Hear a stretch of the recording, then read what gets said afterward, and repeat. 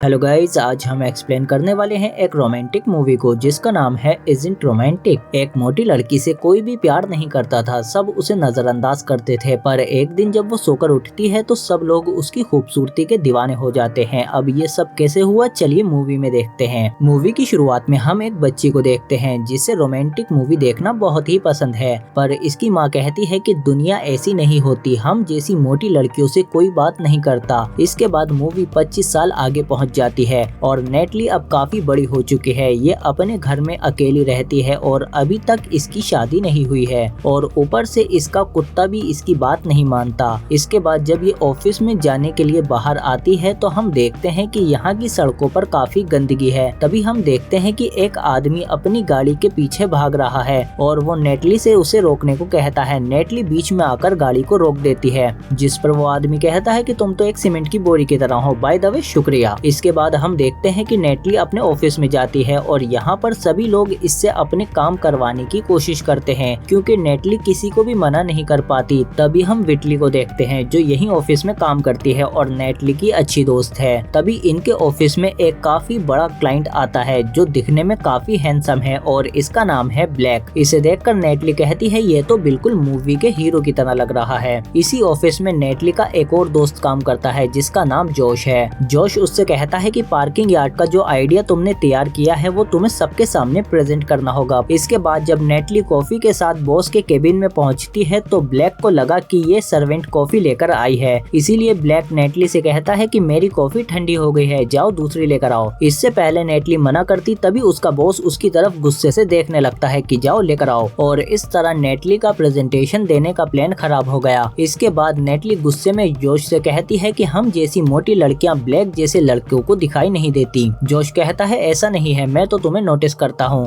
पर नेटली कहती है कि मैं ब्लैक जैसे लड़कों की बात कर रही थी, अमीर और कामयाब। अगले दिन हम देखते हैं कि जोश खिड़की से नेटली की तरफ देख रहा है, पर जब नेटली अपने सामने एक मॉडल की फोटो देखती है तो वो समझ जाती है कि जोश मुझे नहीं इस मॉडल को देख रहा है। इसके बाद वो देखती है कि विटली ऑफिस टाइम में एक रोमांटिक मूवी देख रही है। नेटली कहती है कि इसे देखना बंद करो, पर विटली कहती है कि मुझे इस तरह की रोमांटिक मूवी काफी अच्छी लगती है। जब भी मेरा मूड खराब होता है तो मैं इस तरह की मूवी देख लेती हूँ जिससे मेरा मूड अच्छा हो जाता है। नेटली कहती है ऐसा कुछ नहीं है, ये सभी मूवी बकवास होती हैं, इनमें हमेशा हैप्पी एंडिंग होती है। हीरो हीरोइन कैसे भी एक दूसरे से मिल जाते हैं। हीरो हीरोइन जब भी सामने आते हैं तो बैकग्राउंड में एक रोमांटिक गाना बजने लगता है। विटली उसे समझाने की कोशिश करती है कि हमारी दुनिया भी कुछ ऐसी ही है, मैं नोटिस कर रही हूँ कि जोश तुम्हारी तरफ देखता है। पर नेटली कहती है कि वो मेरी तरफ नहीं बल्कि इस मॉडल को देखता है।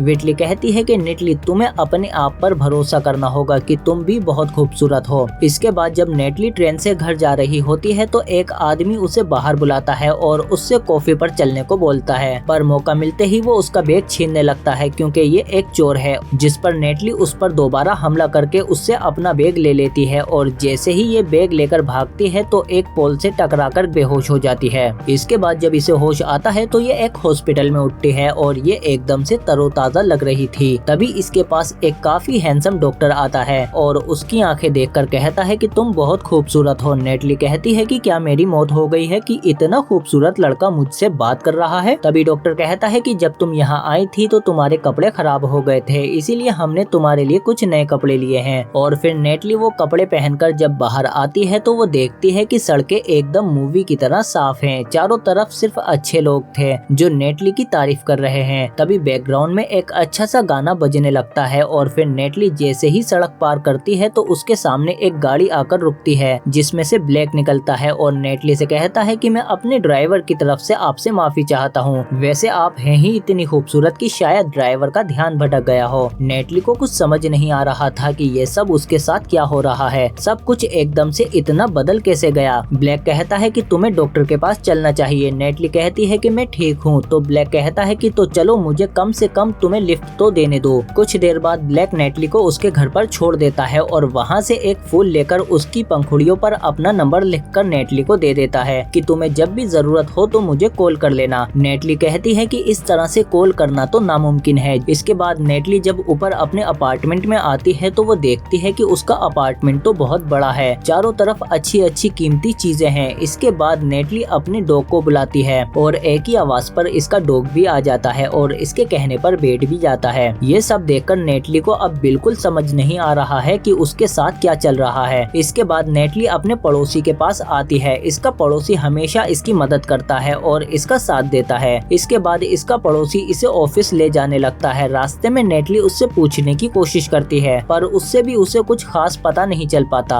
ऑफिस आने पर नेटली देखती है कि इसका ऑफिस भी पूरी तरह से बदला हुआ है और यहाँ के लोग नेटली के दीवाने हैं। सभी लोग नेटली से बहुत अच्छे से बात करते हैं पर इसकी बेस्ट फ्रेंड विटली इसकी जानी दुश्मन है। तभी वहाँ जोश आ जाता है जिसे देखकर नेटली बहुत खुश हो जाती है क्योंकि सिर्फ जोश ही पहले जैसा लग रहा है। इसके बाद नेटली जोश को सब कुछ बता देती है जो उसके साथ हो रहा है। वो कहती है कि मुझे लगता है कि मैं किसी पैरेलल यूनिवर्स में आ गई हूँ, यहाँ पर सब कुछ बिल्कुल उल्टा है। जोश कहता है ऐसा कुछ नहीं है, तुम हमेशा की तरह खूबसूरत लग रही हो। और फिर ये नेटली को घुमाने के लिए बाहर ले आता है और यहाँ ये देखता है कि किसी लड़की के गले में कुछ फंस गया है। जोश फौरन जाकर उसे निकाल देता है और फिर नेटली देखती है कि वो लड़की कोई और नहीं बल्कि वही मॉडल है जिसका फोटो उसकी खिड़की के सामने लगा हुआ है, जिसे जोश देखता रहता है। इस मॉडल का नाम है इजाबेला। ये जोश का शुक्रिया अदा करती है कि तुमने मेरी जान बचाई और फिर ये दोनों आपस में बातें करने लगते हैं। इजाबेला के पूछने पर जोश बताता है कि मैं एक आम इंसान हूँ, जिस पर इजाबेला कहती है कि मुझे आम लोग बहुत पसंद हैं, तुम बिल्कुल मेरे टाइप के हो।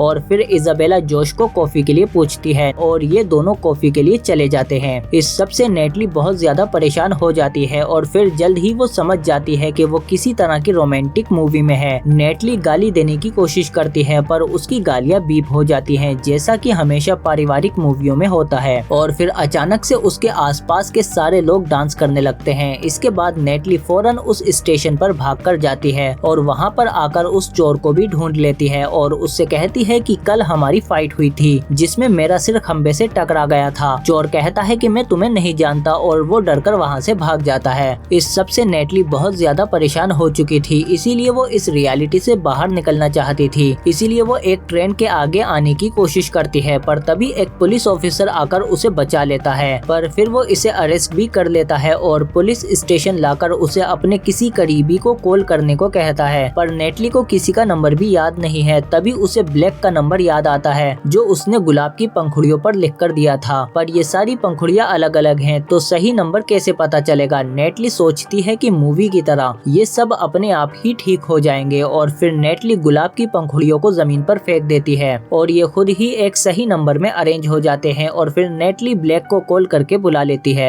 ब्लैक नेटली से कहता है कि मैं तुमसे दोबारा मिलकर बहुत खुश हूँ, जिस पर नेटली उसे समझाने लगती है कि मैं शायद किसी दूसरे यूनिवर्स से हूँ क्योंकि मैं इतनी खास भी नहीं हूँ जितना तुम लोग मुझे समझ रहे हो। ब्लैक के पास कॉल आ जाती है और वो थोड़ी देर के लिए नेटली से दूर चला जाता है, जिससे नेटली और ज्यादा गुस्सा हो जाती है। तभी पीछे से एक वॉइस ओवर आकर कहानी समझाने लगता है और फिर नेटली समझ जाती है कि इस कहानी से बाहर निकलने का एक ही तरीका है कि मुझे किसी से प्यार करना होगा, तभी इनकी हैप्पी एंडिंग हो सकती है। इसके बाद ब्लैक वापस आकर नेटली से डिनर के लिए पूछता है, जिस पर वो हाँ कह देती है। पर घर आकर नेटली को समझ नहीं आ रहा था कि उसे क्या पहनना चाहिए, इसीलिए वो अपने पड़ोसी की मदद लेती है और फिर गाने के साथ साथ नेटली की ड्रेस भी बदल जाती है जैसे कि मूवी में होता है। और फिर रात को नेटली रेड ड्रेस पहनकर ब्लैक के यार्ड पर आ जाती है और फिर ये दोनों एक रोमांटिक डिनर करते हैं। और फिर जैसे ही नेटली गिरती है तो ब्लैक उसे पकड़ लेता है। तभी बारिश भी होने लगती है और इसी दौरान ब्लैक नेट को किस कर लेता है और फिर ये दोनों रूम में आकर अच्छा वक्त बिताते हैं। और फिर सुबह होने पर ब्लैक नेटली से कहता है कि मैं तुमसे प्यार करने लगा हूँ। ये सुनकर नेटली को लगा कि उसकी स्टोरी कंप्लीट हो गई है और वो अब वापस अपनी दुनिया में जा सकती है, पर ऐसा कुछ नहीं होता। और फिर नेटली वापस जोश के पास आ जाती है और जोश के साथ कुछ वक्त बिताने पर नेटली को एहसास हो जाता है कि उसे ब्लैक से प्यार नहीं करना चाहिए था, शायद उसकी किस्मत में जोश है। अगले दिन जब एक कैफे में ब्लैक और नेटली आते हैं तो उन्हें वहाँ पर जोश और इजाबेला भी मिलते हैं। इजाबेला इन दोनों से कहती है कि कल हम दोनों एक पार्टी रख रहे हैं और तुम्हें आना होगा। और फिर अगले दिन हम देखते हैं कि ये ये दोनों पार्टी में आ जाते हैं। इस पार्टी में सारी चीजें एकदम से परफेक्ट थी।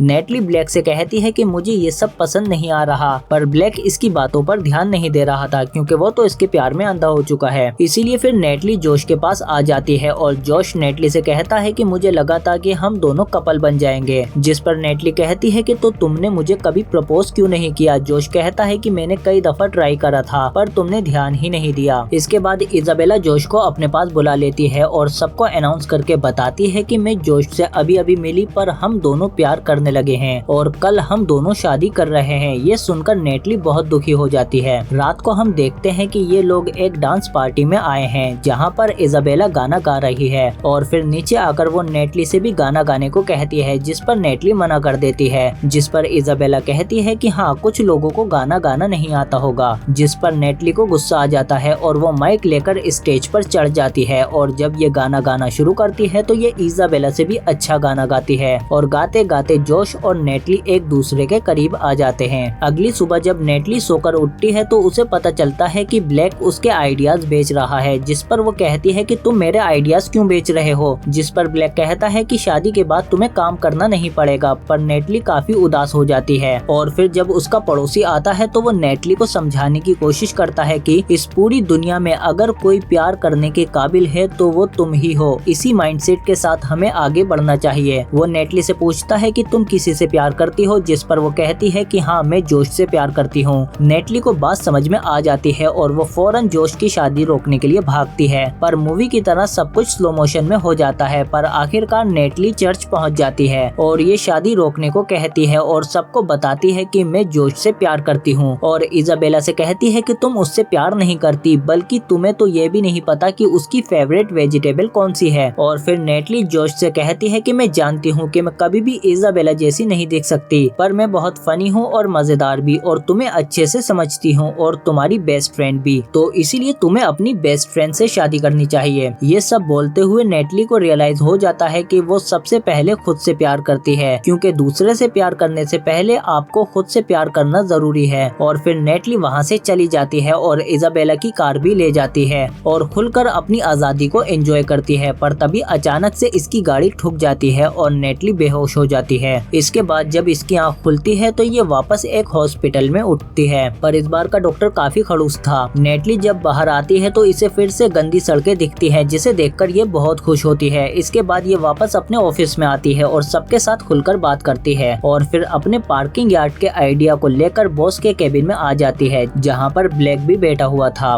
नेटली सबको अपने पार्किंग यार्ड का आइडिया समझाती है, जो सबको काफी पसंद आता है। इसके बाद ये जोश के पास आती है और उससे कहती है कि तुम्हें फैंटेसी वर्ल्ड से बाहर निकलना होगा, उस पोस्टर को घूरना बंद करो, ये दुनिया बहुत खूबसूरत है। क्या हमेशा इजाबेला के पोस्टर को ही देखते रहोगे। जिस पर जोश उसे अपनी कुर्सी पर बिठा देता है और खुद जाकर नेटली की कुर्सी पर बैठ जाता है और अब नेटली को पता चलता है कि वो हमेशा नेटली को ही देखता था, ना कि उस पोस्टर को। इसके बाद ये दोनों एक दूसरे को अपनी फीलिंग्स बता देते हैं और नेटली जोश को किस कर लेती है और फिर लिफ्ट में इसकी दोस्त वेटली आकर कहती है कि तुम्हें रोमांटिक मूवी पसंद नहीं थी, तुम जिसे चाहती थी वो तुम्हें मिल गया और तुम्हारी एक बेस्ट फ्रेंड भी है। जिस पर नेटली को भी यकीन हो जाता है कि ये सब सच में भी होता है और फिर एक एंडिंग गाने के साथ ये मूवी यहीं खत्म हो जाती है। आप कमेंट करके बताओ कि आपको ये मूवी कैसी लगी। अगर वीडियो अच्छी लगी तो लाइक करो इसे और सब्सक्राइब करो हमारे चैनल को, बेल आइकन दबा के नोटिफिकेशन ऑल पे भी क्लिक करो ताकि और भी अच्छी वीडियो मिलती रहे तुमको। इसके अलावा हम मिलते हैं आपसे अगली वीडियो में, या चैनल पे जाके देख सकते हो और वीडियो भी।